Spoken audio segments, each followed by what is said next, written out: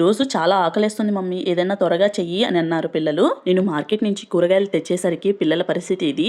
అందుకే ఫటాఫట్ హెల్దీగా చేద్దామని ప్రిపేర్ చేస్తున్నాను. నిన్న నాన్న వచ్చినప్పుడు ఈ మెంతి కూర తీసుకొచ్చారనమాట వాళ్ళ ఇంటి దగ్గర నుంచి.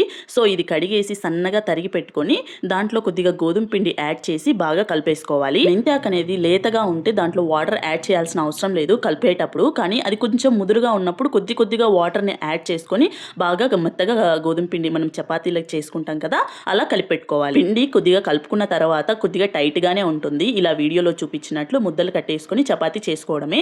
ఇలా లీవ్స్ అనేవి కనిపించకుండా ఉండాలంటే మిక్సీలో ఒక పేస్ట్ లాగా చేసుకొని గోధుమ పిండిలో యాడ్ చేసుకొని అలా అయినా చేసుకోవచ్చు. బట్ ఇలా కూడా చేసుకోవచ్చు. ఇలా మనం ప్రెస్ చేసుకొని చపాతీ లాగా చేసినప్పుడు ఆకు అనేది అది మెదిగిపోతుంది అనమాట. ఇంకా మనం పెన్నెం మీద కాల్చుకొని ఆయిల్తో కాల్చుకున్నప్పుడు సాఫ్ట్గా అయిపోతుంది. ఇంతకు మర్చిపోయాను, నేను ఈ పిండి కలిపేటప్పుడు ఉప్పు అస్సలు వేయలేదు. ఎందుకంటే మా పేస్ట్లో ఉప్పు ఉంది. ఏం మాట్లాడుతున్నావురా, నరాలు కట్ అయిపోయింది.